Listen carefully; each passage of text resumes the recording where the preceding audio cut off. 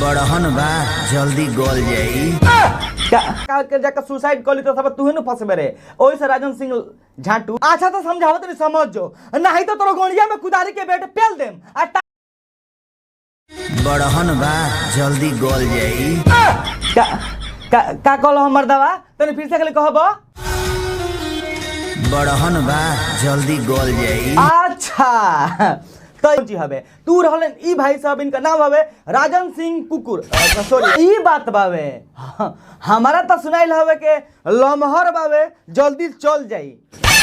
मतलब कुछ को भाई लोग देखो बस एगो मजाक रहल हवे। तो भाई लोग तो हम लोग के कमेंट करत रहलो यार, जे भी गाना लेके सुन लो भी देखला जाके YouTube पर सर्च कर लो मुर्गा हो असली, तो हम लोग गाना मिल जाके सुन लो यार। और जहां जहां तो हम लोग का पार्टी में नहीं होलो गाना दबा के सुनियो लो डीजे में। हां खाली ज्यादा पियला में अंडरवियर खोल के लंगटे मत नाचे लगी आलो, ठीक बा। गाना बहुत जबरदस्त बा, हमरा सुन के बहुत अच्छा लागल हवे।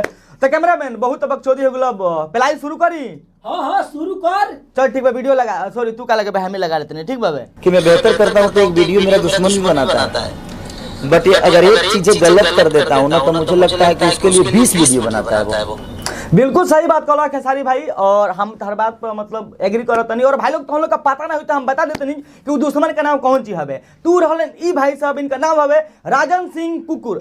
सॉरी राजन सिंह मुकुट, ठीक बा। और सब हमारा ई लेके बुझात कि जब तोर नाम बा राजन सिंह तो हाई लास्टवा में मुकुट आ लड़वा के बिस्कुट लगावा जरूरी बावे। भाई लोग हम जानत रहनी कि सरवा बहुत अच्छा आदमी है, ठीक बा। पहले बहुत अच्छा, खाली खेसारी लाल यादव के पीछे हाथ गोड़ धोकर पड़ गेल बावे। अरे सरवा लॉन्च चट मार्केट में तो और भी बहुत सारा अश्लील सिंगर बाड़ा सन, सब बोल के तू गरियाव ना, सब बोल के तू पोल खोन ना, खाली तू खेसारी लाल के पीछे काहे पड़ल बाड़े। काहे रे सारे तने खेसरिया के ज्यादा लमहर बका गाड़ी में लेवल चाहत रखा तू ना रे, मुंह में लेहल चाहता।